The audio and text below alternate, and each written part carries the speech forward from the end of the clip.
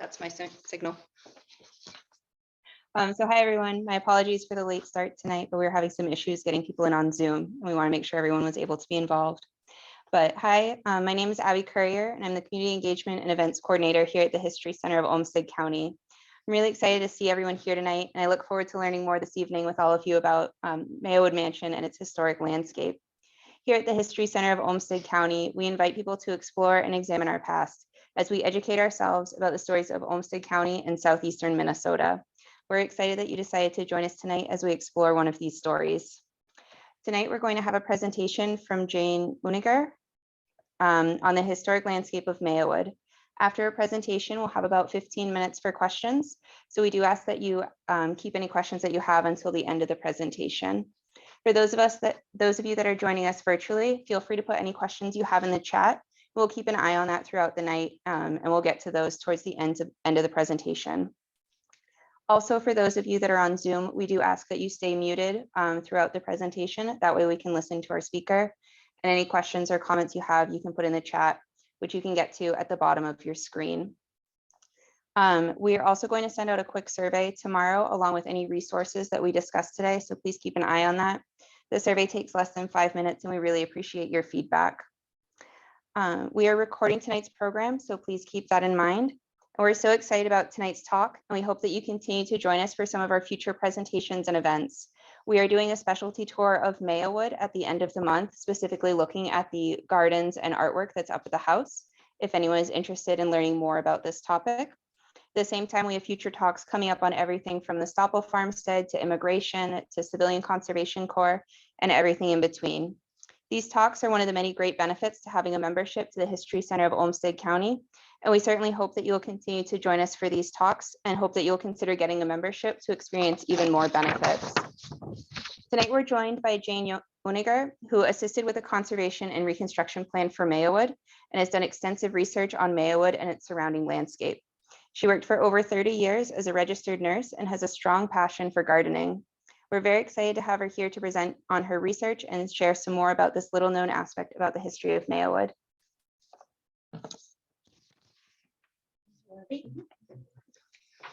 Pleased to be here to talk about one of my favorite subjects, the Mayowood Mansion Historic Landscape, and you'll also hear a bit of associated Rochester history. So for the first few minutes, I'm going to be doing a lot of talking, telling you what Charlie created at Mayowood without benefit of slides, but stick with me, I promise there are lots coming. Mayowood, with its surrounding landscape, is an important survivor of the country life movement in vogue in this country from 1890 until 1940.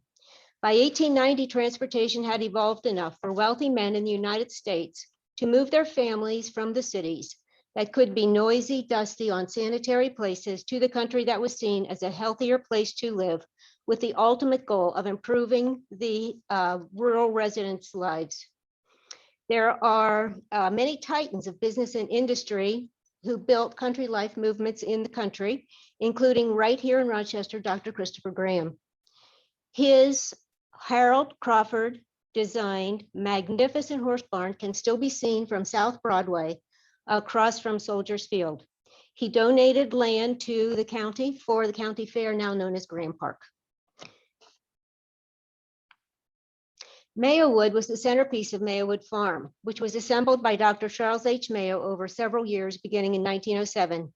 At its height, Mayowood Farm was a 3,000-acre estate featuring an extensive landscape, including gardens, farms, walls, bridges, ponds, fountains, and a greenhouse, some of which are unique in Minnesota. Landscape Research, a firm from St. Paul, has completed a study of the historic landscape and found it to be nationally significant as it relates to the country life movement. Further, if the river and island and water gardens were restored, they would be ranked among the country's most important. Charlie said, "Farming is the finest thing for a busy professional man. I guess when I leave town and get in the car, all thought of work goes and I concentrate on the farm." This quote illustrates that his passions were divided equally between the practice of medicine and the practice of the country life movement. Charlie designed Mayowood to incorporate a wide variety of healthful outdoor activities, hoping to appeal to a wide range of interests of visitors. These included fishing in the river and a stocked trout pond, a cabin to visit over the ridge to the west with 2 terraces, each with its own fireplace, swimming in the river with a bathhouse on the island, boating, including a boathouse with changing rooms on 2 levels. The boats were removed from the enclosed space in winter, and a fireplace facing the river provided warmth for ice skaters. There was a swinging archery target, horses and ponies stabled just down the road, bird watching, and nature walks. The greenhouse, vegetable and flower gardens, 2 farms, the dairy, and exotic animals were within easy walking distance of the mansion. There was a playhouse and play equipment for children. Immediately around the mansion were the tea house, front terrace, and rear courtyard for relaxing. There was a fireplace in the bottom level of the tea house and a fireplace in the second ice house to the north of the mansion. There was a tunnel from the basement of the house to the lower level room in the tea house. The flat roof of the house allowed viewing of the landscape and also had a screen porch and observatory. At night, Oriental style stone lanterns illuminated the hillside and islands. Mayowood was largely the product of an individual owner who could marshal great resources to pursue his ideas. He developed the landscape in phases, from the purchase of the property in the early 1900s, the construction of the house in 1911, construction of the Japanese gardens in the later teens, and development of the series of ponds and hillside gardens in the 20s. About 1905, the Mayos purchased 80 acres bordering the South Fork of the Zumbro River. It was used for family outings that the children recalled were memorable events because of Dr. Charlie's amazing knowledge of plants and animals. In 1906, on son Chuck's 8th birthday, the family was picnicking in a favorite spot under a large oak tree. Dr. Charlie surprised his family with the news that he planned to build a house around the tree. He took twine from his pocket, gathered sticks, and outlined the eventual shape of the house. In 1907, they purchased the adjoining Adolph Bierman farm with this 1865 brick house. Ivy Lodge was built close by in 1908 as a prototype for Mayowood and was used as a summer home. In 1909, grading for the Mayowood driveway was completed. House construction began in 1910 and was completed the following year. Finally, the Mayos had their longed-for year-round country home. The family was in and settled by late summer and began entertaining immediately. From the Rochester Daily Bulletin, August 12, 1911. 30 friends of Mrs. C.H. Mayo went to Mayowood this afternoon to attend a reception given in honor of Dr. Isabella Erb of Chicago. The beautiful new home was simply decorated with ferns and flowers gathered on the farm and presented a charm that delighted the guests, most of whom were visiting the country place for the first time. In the attractive tea house, which is part of the spacious out-of-doors arrangement at Mayowood, the refreshments were served. Then just 2 weeks later, from the Daily Post and Record, there was a picnic at Mayowood for 125. The feast was served on the wooded hillside in the rear of the residence. All of you who know Mayowood, think about that. Japanese lanterns were used for decorations.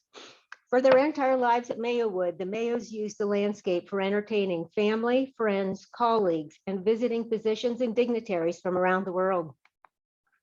The house quickly became a local icon.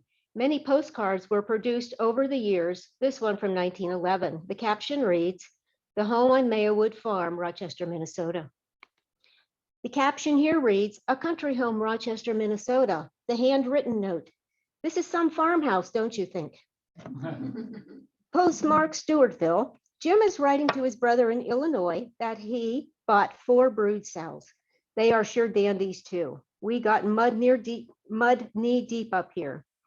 Mud was a concern for Rochester as well. The city slogan at this time was "Every road, a gravel road," speaking to the condition of city streets. The architecture of the house most closely resembles that of an Italian villa style with an English country manor interior. As built, there were 38 rooms in 30,000 square feet on 5 levels. Charles Greening, a landscape designer from Monroe, Michigan, came to Rochester in 1911, employed by the city to design the landscape for Mayo Park and College Hill Park, now named St. Mary's Park. While here, a local newspaper noted he would also do some work at Mayowood, probably providing Charlie advice on the initial layout of the property. Just as Charlie was the architect for the house, he also was the landscape architect for the grounds at Mayowood, using ideas he gathered from his travels in this country and abroad and visits to World's Fairs. Those of you who followed the Answer Man in the PB several years ago, he was looking for the Washington and Lincoln statues, and there they are. Shortly after the house was built, Charlie began creating the Japanese-style gardens by damming the Zumbro River, creating an 80-acre lake and forming islands. This early photo before planting shows his elaborate vision, including a Torii gate. You can better see the shape of the Torii gate in the water. The peristyle with pergola, and the bathhouse under construction. Here's the, hold on, let me go back here. All right. The bathhouse is there sort of to the center right under construction.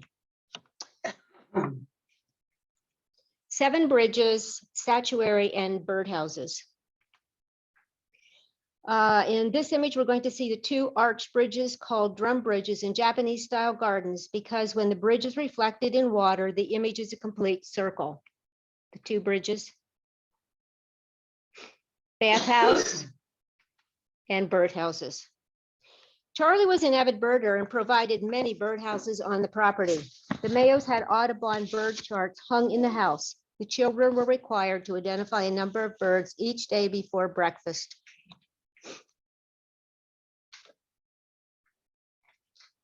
The islands, note the northernmost drum bridge. And a postcard of the time with the bathhouse. And this would be the 2nd drum bridge. The bathhouse from bridge number 2. Here's a water level view of the Torii gate. You can see the bathhouse over here. Here is the peristyle with pergola. And notice all of the statuary. These funky little gnomes. See more of those later. This is the fountain in the island location with Fred Stoltenberg, a gardener that Charlie sent to Europe to secure interesting plants for the estate. In the fountain, reduced in height, now in its current location on top of the garage. Here's another view of the islands with mature foliage. The suspension bridge can be, this is what happens when you have the laser pointer on the same control with the, where am I here? No. No. There we go. The suspension bridge can be seen coming from the land. We see more gnomes up on top of these posts. Here's the fountain. So remember these uprights with the gnomes on top. We'll be seeing one of these much later. Statuary. Now you can see the peristyle and pergola covered with vines.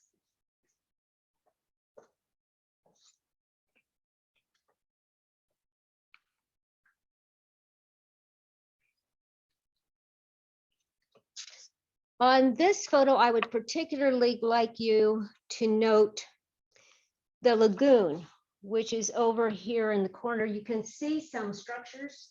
We're going to be seeing more of those later in the presentation. So here's the suspension bridge, bridge number 2. Here's a birdhouse way over here on a separate island.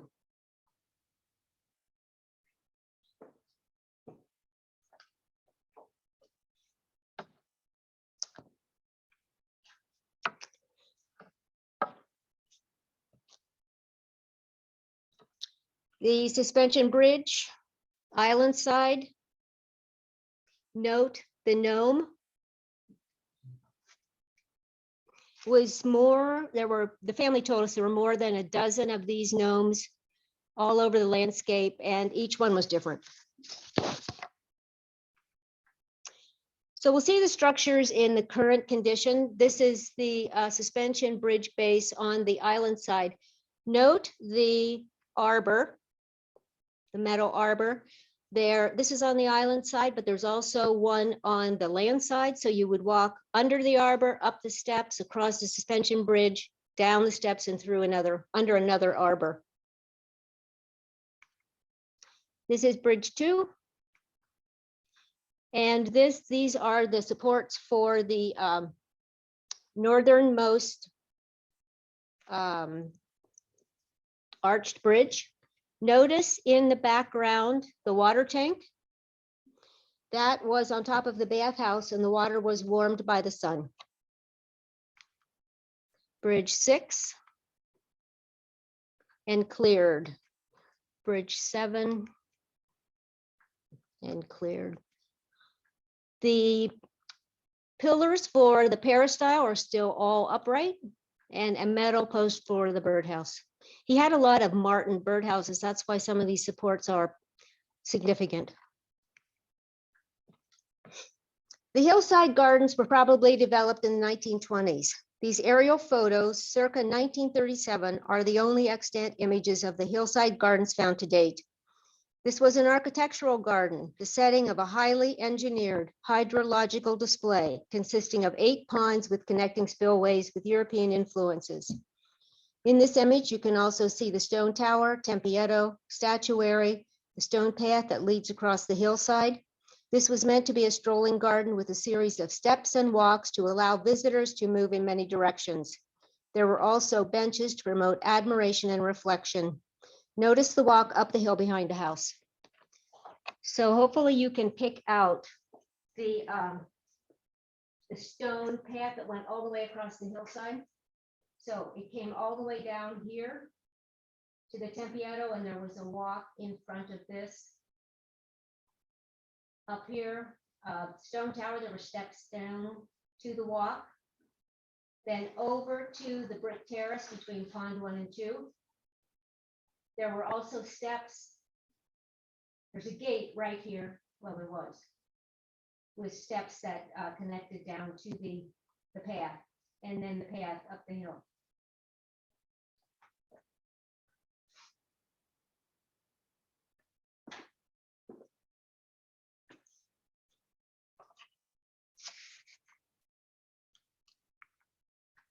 In this image, you can see the stone tower. The top is at driveway level and the stone steps descending from the gate across from the step from the main entrance to the house.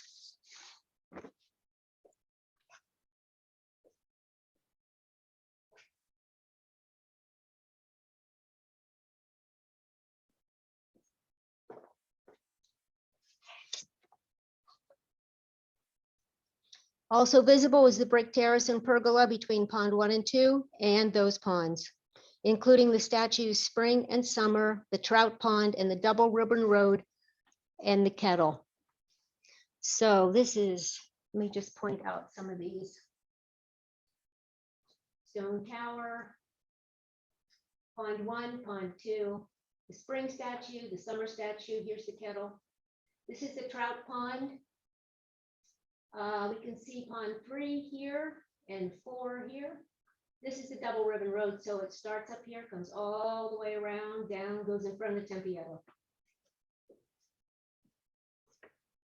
Why did the Trout Pond not have a number? It's number 5. Although the Mayos never assigned numbers to the ponds, they were simply known as the upper ponds and lower ponds. The only reason they have numbers now is when we were clearing the structures and working on the hillside, we needed to be able to tell each other where we were going and what needed to be done. So that's why. Okay, here we see the pond 1 and 2 and the brick terrace, which was 43.5 feet long and 9.5 feet wide, with an arch bridge in the center. The 4 pillars held a pergola, the same style as the ones on the island and over the walkway from the house to the tea house. 2 cisterns can also be seen in this photo here and here. The water collected here was pumped to the Tempietto fountain. At about 2000, it became clear that there was a hidden landscape at Mayowood that most had forgotten. A historic landscape study was done by Landscape Research funded by the Schmidt Foundation in 2001, which revealed the extent of Dr. Charlie's original plans. The community quickly and eagerly stepped up to assist with the clearing of the landscape. An additional $140,000 was donated by individuals and organizations or raised by volunteers holding events at Mayowood to raise both awareness and funds. Those funds made possible the completion of 3 additional professional studies. Thousands of hours by countless individuals were donated in the clearing of the site. Master gardeners supervised the clearing as advised by Landscape Research, looking for original plants, structures, and artifacts. We found all 3. Sadly, I do not have a before picture here, but if you were standing in the driveway up by the house, you would not have been able to see any of these structures. This is Pond 1. It's speculated that this rock was pushed down the hill during the construction of the mansion. This is the south end of Pond 1 before clearing, and a juvenile sentenced to service crew removing muck 1 bucket at a time. And this south end cleared. The ponds are concrete. The marble pedestal was for the summer statue, the second of the 4 season statues. Notice the kettle in close proximity.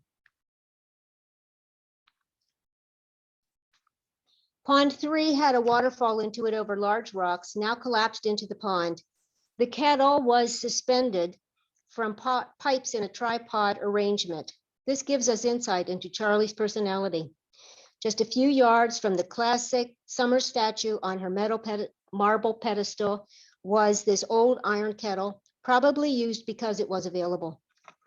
Young Dr. Charlie, Charlie's grandson, told us the children swung in the kettle until it was determined to be unsafe and was anchored in concrete.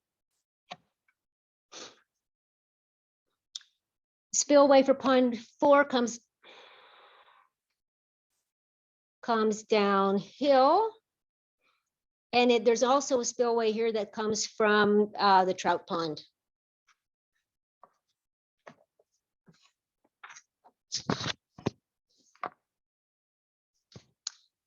This is the Trout Pond. I'll be giving dimensions of some of the larger ponds so you have an idea of how much water was necessary to make Charlie's design work.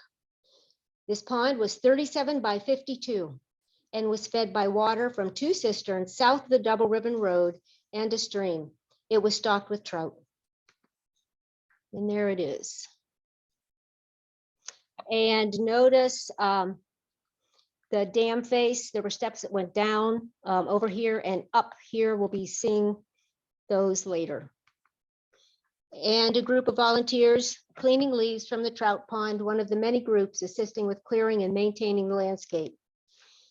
Pond 6 is 32 feet in diameter and about 8 feet deep.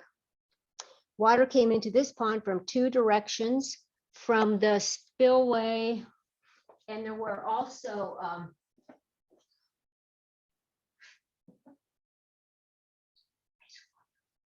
okay, the spillway comes down the hill here, and there were rocks so that there was a waterfall into this pond.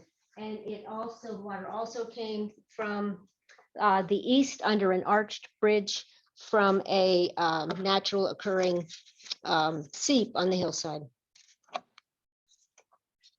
Pond 7 is 26 by 41. The rock circle over here on the right was planted. According to young Dr. Charlie, he was very, very helpful with walking the landscape with us.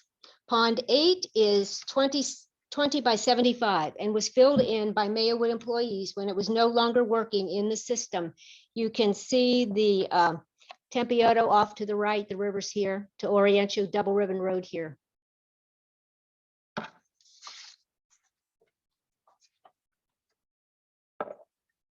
Here is the north end. Again, the river can be seen in the background. During partial excavation of this pond, several artifacts have been discovered, including the metal troughs. That held the water lilies in ponds 1, 7, and 8, and the planters that matched some up at the house. Pipes that run under the lower road to the river drained water from this pond. Spillways were of 3 types: concrete, metal, and stone. Charlie used 4 sources of water: cisterns, springs, natural seeps occurring in the karst geology, and the stream that runs along the Double Ribbon Road. There are many sets of steps on the hillside. We will see a few. This set runs uphill. This is the dam face of the Trout Pond. Hidden picture quiz here. We're looking for steps. That's my favorite before and after. And you can see stone tower steps. So up here, they're concrete. Down here, stone. And they came down to the path that went all across the hillside.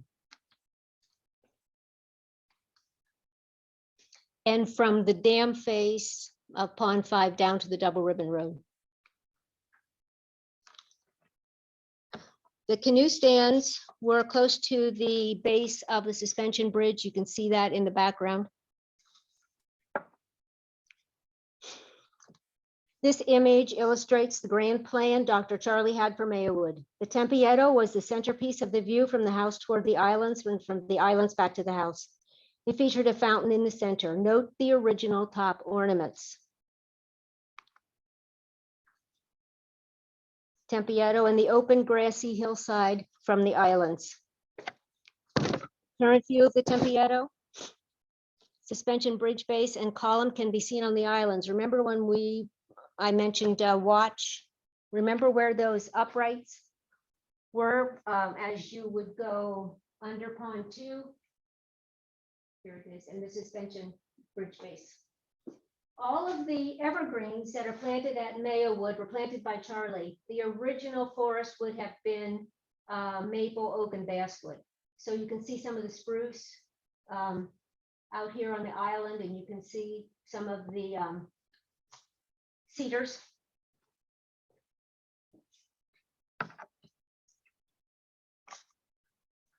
And a view back toward the house, you can see in the center of the house, the screened porch, and over to the right, the observatory. This is an example of a Folly Tower, a tower that has been built as an architectural folly. Towers of this type are common in Britain and often do have some practical value as landmarks or as viewpoints. The one at Mayowood is 16 feet tall and does serve as an observation point to view the hillside ponds from the driveway level, and another example of Charlie's incorporation of English elements in the landscape. These statuary pieces were originally on the hillside. Moving north along the lower road from the Tempietto, there is a lagoon we saw earlier with a fieldstone bridge at the south end. Before and after clearing and pillars. There was a path between the river and the lagoon for strolling available by crossing here at this bridge at the south and or the concrete extension of the base of the boathouse at the north. At the end, oh, there are some pillars along the lagoon. At the north end of the lagoon was this boathouse close to Mayowood Road. Note the space where the boats were housed in summer and removed before winter. The fireplace in this space faced out and provided warmth in the protected spot for ice skaters. There was also a motor and pump in the boathouse that pumped water from the river to the greenhouse across Mayowood Road. Remains of the boathouse. You can see Mayowood Road bridge, the bridge over Mayowood Road in the background. This is the arched bridge at that end, and you can see this is where you would have walked. If you were walking along the river between the lagoon and the river on this path, you'd come here. And here are more boathouse remains. You can see the Bierman House in the background, so you know where we are. Charlie appreciated statuary and architectural salvage in the landscape. He was frugal and used what was available to him. In the case of the landscape, that was stone, water, and recycled items. When Grace Universalist Church was demolished for the construction of their Plummer building, these two stones were removed for use at Mayowood. There are other architectural salvage pieces in the garden, but these are the only two distinctive enough to identify. The four season statues, spring, summer, autumn, winter, originally on the hillside, were moved by the family up to the house when upkeep of the entire site was no longer economically feasible. Maintenance of the hillside ceased about 1947. Charlie's father and Edith's parents were from England. The lions at Mayowood are a reflection of that heritage. Table leg, table base, fountain, flower, bridge, bench, base, flower container, door knocker on the Bierman house, entrance to the house, and at the gate. The Lion of St. Mark relief is in the courtyard, as well as the St. George, England's patron saint, slaying the dragon. In another nod to Charlie's English heritage, he had a dragon tooth wall installed for several miles along Mayowood Road, the driveway to the house, and bordering the hillside. The fence is unique in Minnesota and an important historical asset of the site. This is the only remaining gnome we know of the originally 15 to 18 returned to us by the family. Mayowood Farm consisted of 8 working farms. Dr. Charlie treated patients that were ill from drinking unpasteurized milk. He established a dairy to prove to local farmers that pasteurization of milk was economically feasible. Farm 2 was the site of the dairy. During the Depression, Mayowood employees could obtain milk at the dairy for their family's use. Horses and ponies were stabled there. The greenhouse provided flowers for the mansion as required. Charlie's favorite flower was a chrysanthemum. In 1934, he had 165 varieties. He held an annual chrysanthemum show, attracting 23,000 visitors one fall. Animals on the farm included elk, Japanese deer, buffalo, English pheasants, and an alligator in the greenhouse. This rectangular foundation was for an animal cage used to house Topsy the bear cub and later Bertha the chimp, a favorite of Charlie's who visited from Institute Hills. The metal wire for this enclosure was given to a World War II metal drive. We'll see some images of people enjoying the landscape, mostly family. This is Chuck and Alice at the cabin. The cabin had a fireplace indoors as well as 2 terraces with their own fireplaces outdoors. The Mayo children on the walkway to the tea house. Dorothy, Edith, Joe, Louise, Esther, John Nelson, and Chuck. This is the playhouse in the current location. As a child, young Dr. Charlie was spending the night in the playhouse. A firefly flew against the screen and he thought it was a fairy. This story was told to us with great wonder and delight. In fact, he often said that growing up at Mayowood was a child's delight. Louise on the slide, kitten on her shoulder, Edith and Charlie on the double swing in the background. Louise, Esther, and John Nelson. His Awakening, a play in 4 acts done at Mayowood. Charlie's birthday party, there was a play done by children, all but 2 of these are his grandchildren. Charlie and Edith relaxing on the courtyard, shaded by the oak tree the family was picnicking under when Charlie announced his plans to build Mayowood. With its profusion of wildflowers, the river flyway for migratory birds, and a picturesque stream, Mayowood was for Edith and Charlie the realization of a dream. Here they are, close to the end of their lives, still entertaining outside. In closing, this quote from Charlie, published in a 1934 Better Homes and Gardens magazine article that sums up his philosophy and gives us insight into why he created the estate gardens. Cultivation of forest leads to other things: recreation, hunting, fishing, study of plant and animal life. It means long walks and better health. Why not put our energy into the things that are needed, like health and the enjoyment of nature? Thank you.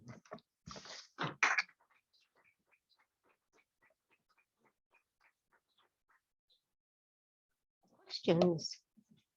I have a question about the Fieldstone Pillars. Now, those are the ones with the rocks embedded in them? Is this?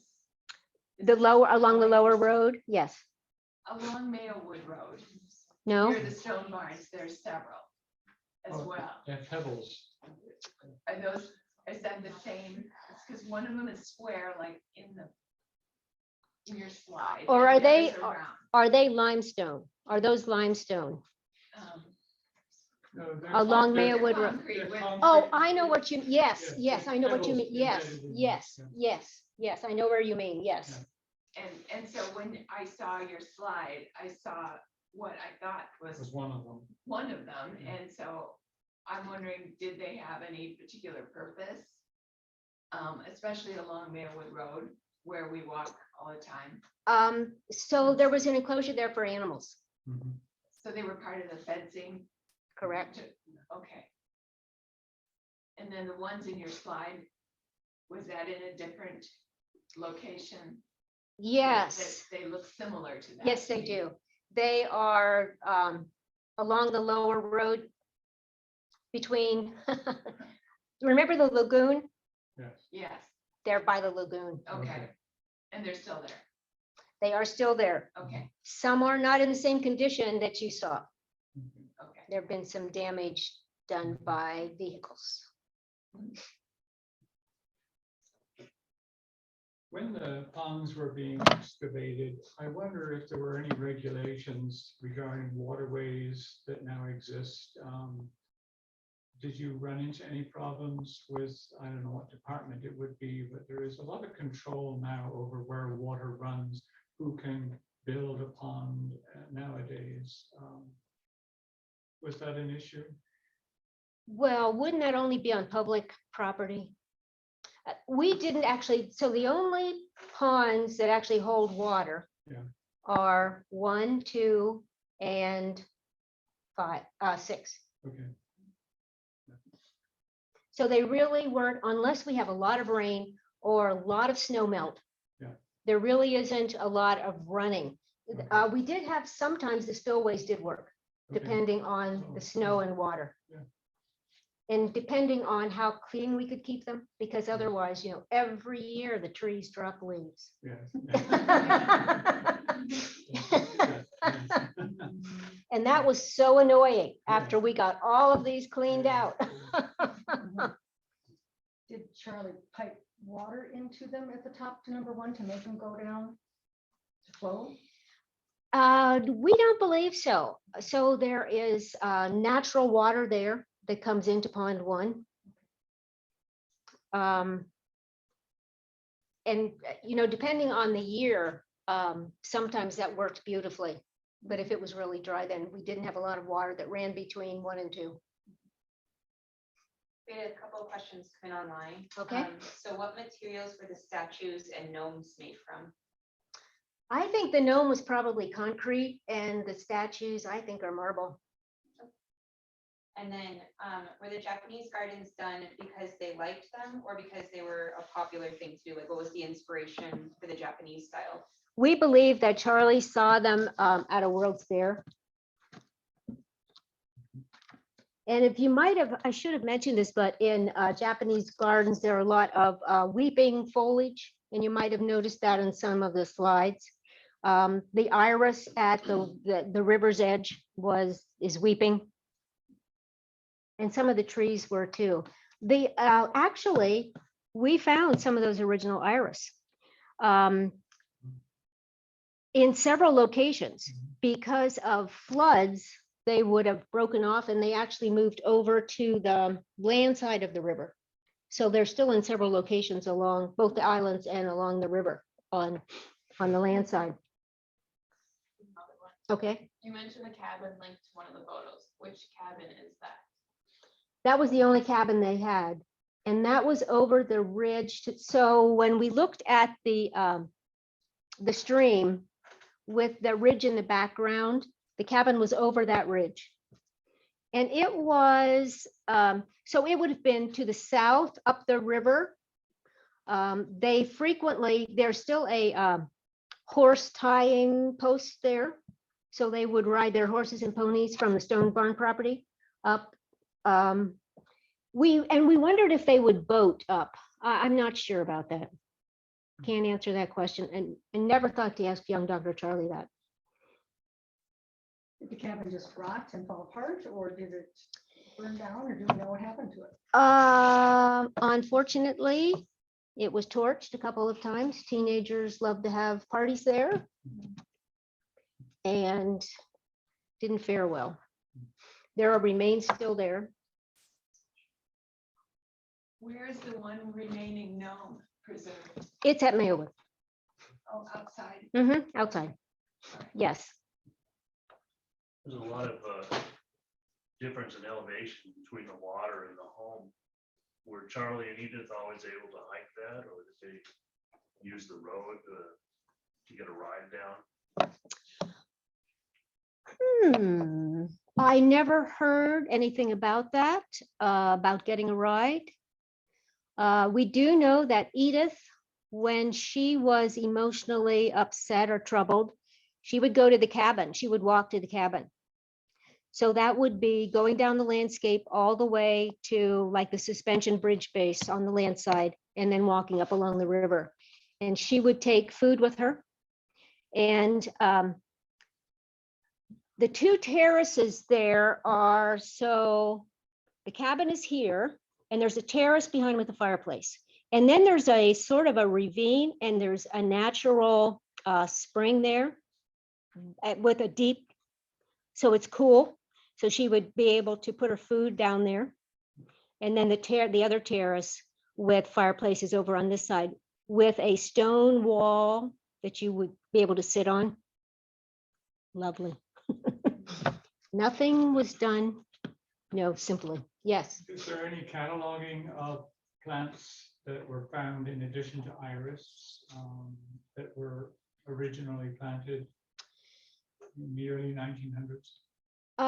No, not from the 1900s. We never found, we did find, there was some information at Mayo Clinic,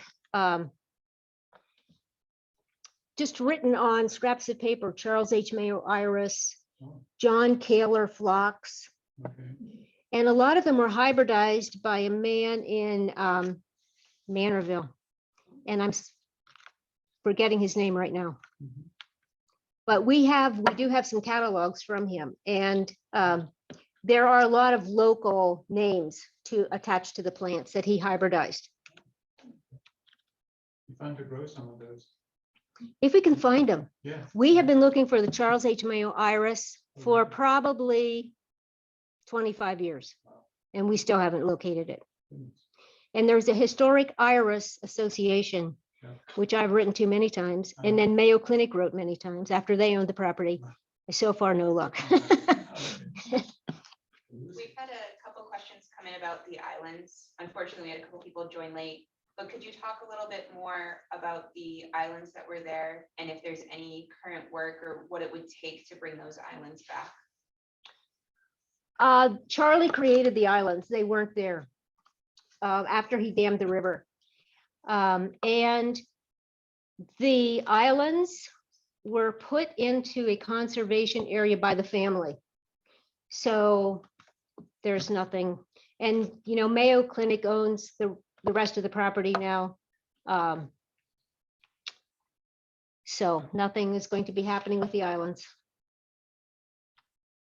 Where did they get the name Tempia though? I don't know. I think that is just a classic a classic name.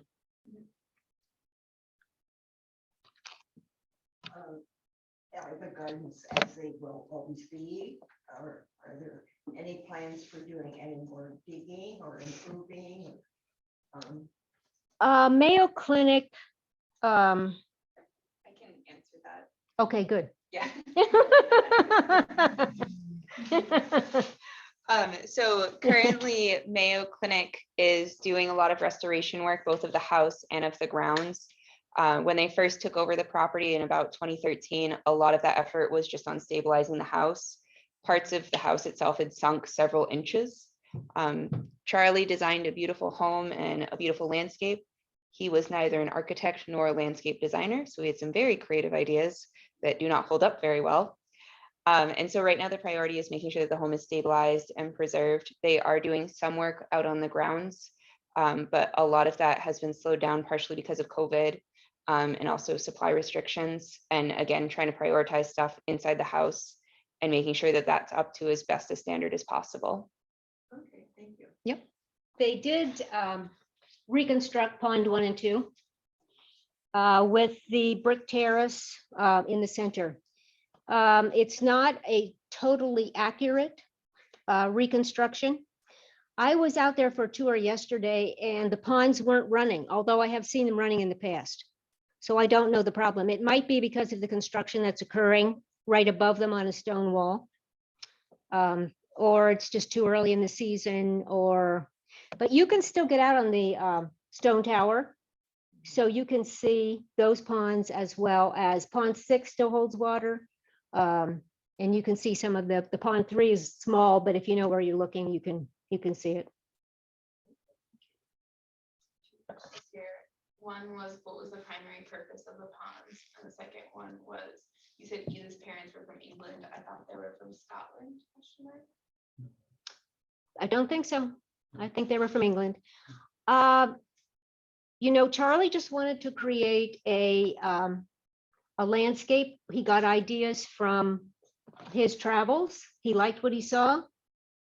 Again, he could marshal resources, and so this was his idea. So it was mainly for aesthetic purposes then? The ponds? For enjoyment of family, friends, visiting dignitaries.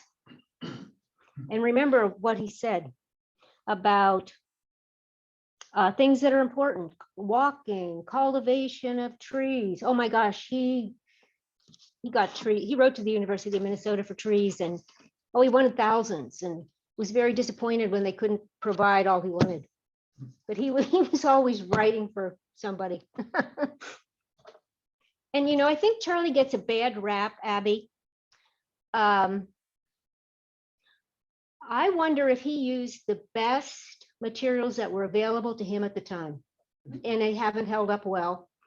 But I've heard always people saying, oh, he didn't do this right. And well, the main reason the house sunk in the dining room corner was because he had a clay drain pipe under the back driveway. And eventually, that's what was available then. And that's what he had to use. But when that broke, then water washed away the fill, because the house was built on a cut and fill. 3/4 was on cut, very firm. The dining room corner was on fill. So the water washed away that fill, and that's why it sank. The Tempietto is Italian for small temple. Great, thank you.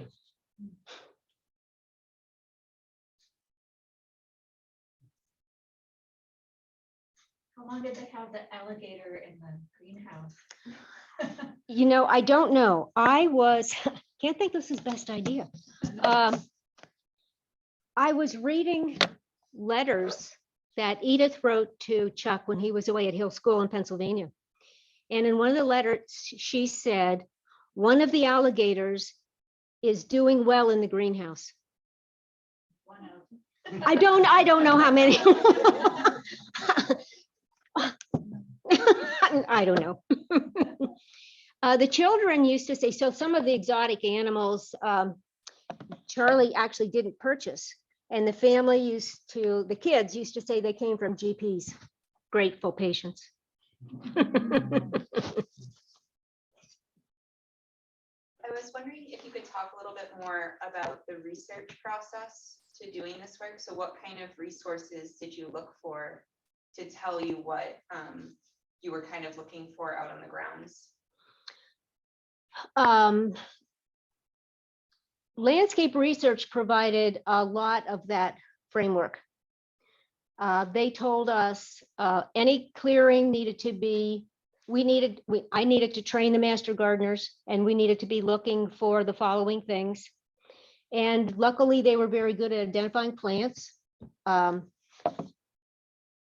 actually, it wasn't difficult because there weren't many plants there that weren't buckthorn, honeysuckle, grapevine, thistles, noxious weeds. So when we did come to a plant we recognized as a garden plant, we were pretty thrilled. We used the photos, the early photos that I showed you, particularly because then we could see where the statuary was, and we could look to see if there was any remnants. And in fact, we did find the bases of the statuaries, deep in the ground. There'd be this much. Oh, the maintenance of the hillside stopped about 1947, according to the daughter of a gardener. So from 1947 until we started clearing was about 50 years. Think of all the trees that fell, the leaves, the compost. And at some point, when there were trees that fell elsewhere on the property, they were put into the ponds. In pond 7, we found parts of a building. At some point, the History Center had prunings of shrubs and trees, which they took over and dumped in the grounds as well. So it was a lot of getting through all of that. But we did use those photos. After a while, I was able to guess where there might be a stone path just because of experience. I saw some, I couldn't see them all, but then I guessed where some were just by channeling Dr. Charlie. We've had a couple more questions Okay. coming online. All right. So you mentioned the Schmidt Foundation as a donor to the project. Do you know what their connection of Rochester and the Mayos were, or what that relationship was? Yes. So at the time that that was awarded, I was on the board of the History Center with Kay Caskey. And Kay was the person who awarded grants. So I was very fortunate. I was responsible for doing board education on the History Center board. And I was so surprised by what I was seeing. So I took pictures and showed it at a board meeting as part of that education.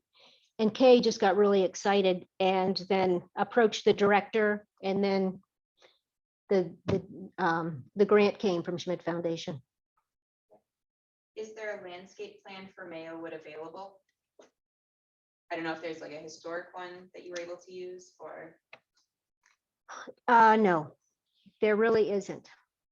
We got most of our information from landscape research, which was recent, not a historic one.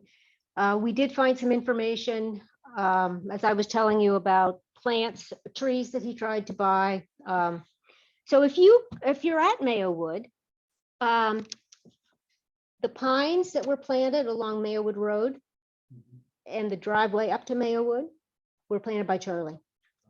The hemlock around the former Tony house, that was actually a nice house that was then remodeled into the Tony house. And now Mayo has made it into a like gardener's shed. But those hemlocks Charlie planted. Any spruce you see on the hillside or on the islands, he planted. The cedars along the lower road, the going past the Tempietto north, he planted. The arborvitaes around the gravesite of Chuck and Alice. And in the back lawn, he planted. What other, were there other evergreens? He planted, he seemed to like spring shrubs, forsythia, which is still up there, spirea, bridal wreath spirea, lilacs. Yes, let's see, anything else? That might be it. Sorry, I moved. So we have a comment on here that W.E. Fryer hybridized the Dr. C.H. Mayo iris. Yes, And Robert, who's on the call, donated it to Mayo and planted one on the corner of the parking ramp across from the Gonda. And it looks like he's a descendant of W.E. Fryer based on the last name. yes, it was Fryer. And when those iris bloomed, they weren't the same color as was described in the booklet. So I'm not sure if it was the Charles H. Mayo iris. Do we know why they had so many gnome statues? Think of Dr. Charlie's personality. Maybe it's an English thing. Maybe. I don't know. We know there was we call this one the calling gnome or secret, we don't know. We're just guessing, but we found some invoices. And so we know that he purchased a blacksmith gnome and a gardener gnome. Of course, we don't have all the invoices, so we can't. Maybe they have one gnome and everybody thought they liked them and kept giving them more. From GPs. Grateful patients. Was there anything you were looking for that you weren't able to find? Money.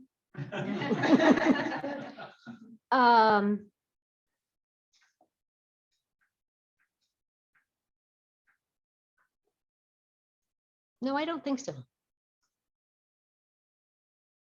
We would have liked to found more original plants, but think about 50 years of trees falling and no care. Oh, we would have liked to have found more statues. So there were several floods over the years. Charlie was dam building his entire life at Mayowood, not only on the river, but on the stream that ran along the Double Ribbon Road. And we understand that a couple of those floods, you can imagine on the islands, that would be a major problem and carried away some of the statuary. And actually, we did find a gnome base over there. So obviously the top was broken off and is at the bottom of this umbrella somewhere. Did you find anything that you didn't realize was there? Oh, gosh, yes. I would have never imagined all the stone paths that were there. Everywhere, steps. There are at least 7 sets of steps on the hillside. You could move any direction. It was an amazing plan to get people around that hillside. You could move in just about any direction. Very insightful. It seems the work that's been done so far would be very publishable as an interesting text. There's a lot of Mayo history being written and published, and I think this would be a delightful addition. Are you volunteering? I'm willing to help, but and I think finding a publisher, I mean, Mayo does a lot of its own publishing. We could talk to Matt Casey, people like that. I don't live here anymore. Oh, you don't? I don't. I don't. I've met Matt and he's actually seen this presentation. Oh, he has, okay. So Yeah. yes, please, Okay. please. I would love to see it published. I think it would be worth it.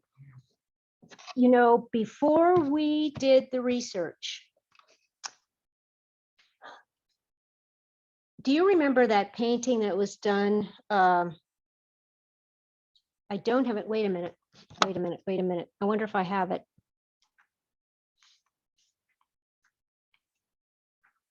Oh, fireplace in the low level of the tea house. Mhm.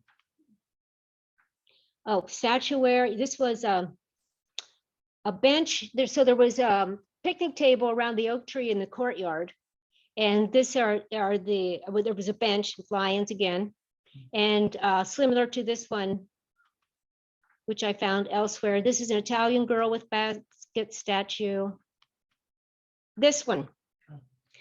Okay, so what's been documented of the islands is pretty much here. Mhm. Now, notice. Okay, so we got a drum bridge, we got an arch bridge here. This is bridge 2. Here's the suspension bridge. And the pergola with parasol, here's Tempietto. Whoa, wait a minute. What's going on up here? So we have 4 bridges here. There are 3 more that have never been documented. And you saw 2 of them. The other one was a culvert with, there was just a soil path on the top. And that has never been documented. That's something we were surprised about.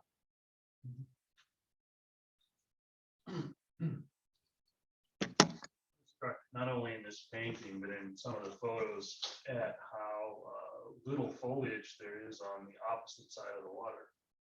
Whereas now it's Yes, densely forested. it is. Was Very it true. being tilled or in that day or? Not that I know of, although it might have been grazed. I'm not sure. Well, I don't know. And one more thing, so if you continue south, going in this direction, you'll come to past that last bridge we saw, you come to another island. And the Mayos rafted horses across the river and played watermelons every summer on that island.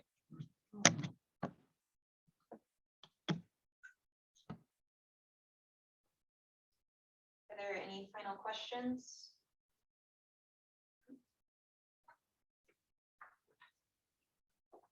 I do the final pitch. Okay, and then should I talk about this now? These Yeah, if things? you want to talk about Okay, that, of course. so we found lots and lots and lots of things on the hillside. Tools, huh? We could have done a tool shed. We found so many things. But also lots of bottles. So this is a Coke bottle that actually has Rochester written on the bottom. This still has beer in it. We didn't partake. Then these are just some information about the country life movement in the United States. Okay, that's it.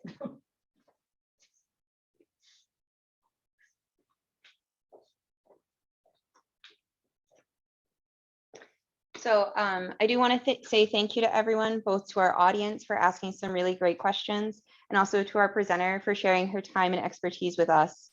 We hope that you enjoyed tonight's program and that you continue to join us in the future as we discuss everything from the New Deal to immigration and so much more.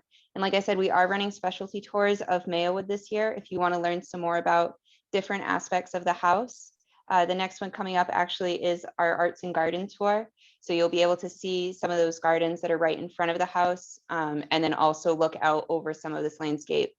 Unfortunately, at the moment, we can't go down to where the ponds and stuff are because it's really not safe for walking, but we'll be able to show you some of those areas from an overview look.